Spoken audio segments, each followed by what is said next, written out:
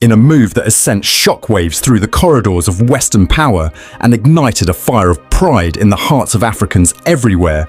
Namibia's freshly minted president, Netumbo Nandi-Ndaitwah, has thrown down the gauntlet. With the fearlessness of Burkina Faso's revolutionary lion, Captain Ibrahim Traoré, this trailblazing woman, Namibia's first female leader, has declared that starting April 3, 2025, US citizens will no longer waltz into her nation without a visa. Yes, you heard that right.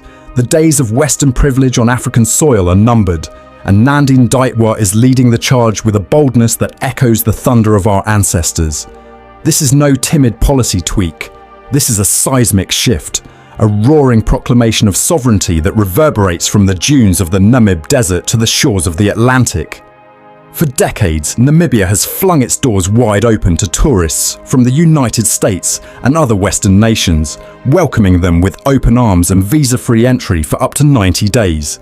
It was a gesture of goodwill, a strategy to bolster tourism, a lifeline for Namibia's economy, and a nod to the global image of a hospitable Africa. But no more. President Nandi-Ndaitwah, barely a week into her historic tenure, has turned the tables with a policy rooted in the sacred principle of reciprocity. If Namibians must jump through hoops, endure humiliating visa interviews, and shell out exorbitant fees to visit the United States, then by the gods of justice, Americans will now taste the same medicine when they set foot in Namibia. Let's be clear, this is not just about visas. This is about dignity. This is about a proud African nation standing tall and saying, enough is enough. For too long, Western nations, cloaked in their arrogance and fortified by their colonial legacies, have treated Africa as their playground, a continent to exploit, dictate to, and condescend toward.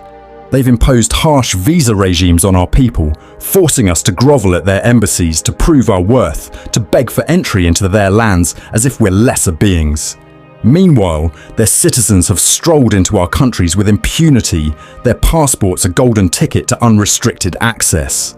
But Nandi-Ndaitwah, like Captain Ibrahim Traoré before her, has ripped up that script and tossed it into the flames of revolution.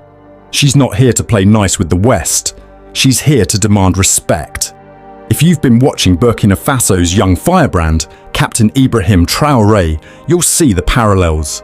Traoré, the 37-year-old military leader who seized power in 2022, has become a symbol of African defiance, a David slaying the Goliath of Western imperialism with unwavering resolve.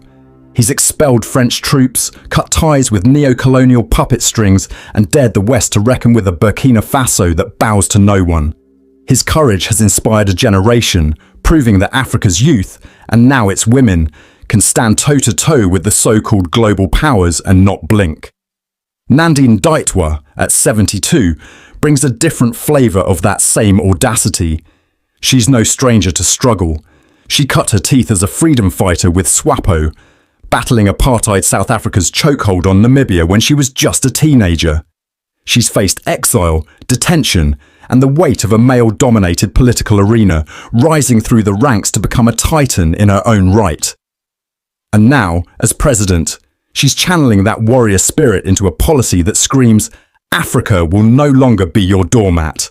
Like Traoré, she's unafraid to ruffle feathers, to stare down the United States, a nation that sees itself as the arbiter of global rules, and say, if you demand visas from us, we'll demand them from you. Fair is fair. The West, predictably, is clutching its pearls.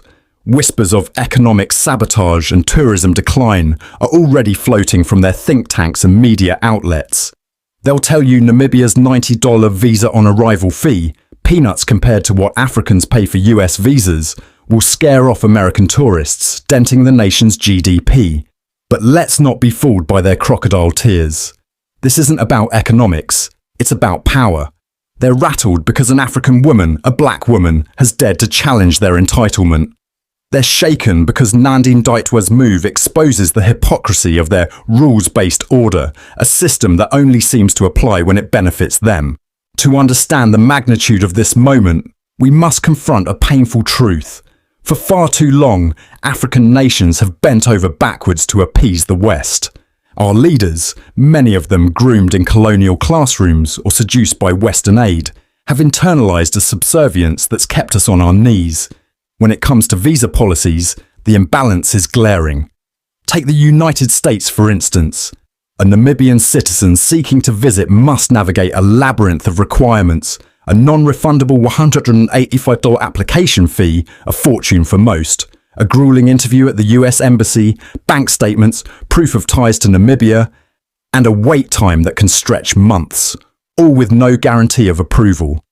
Rejection rates are sky high, and the process is designed to humiliate, to remind us of our place in their world. Contrast that with the American experience in Namibia until now. They'd land at home.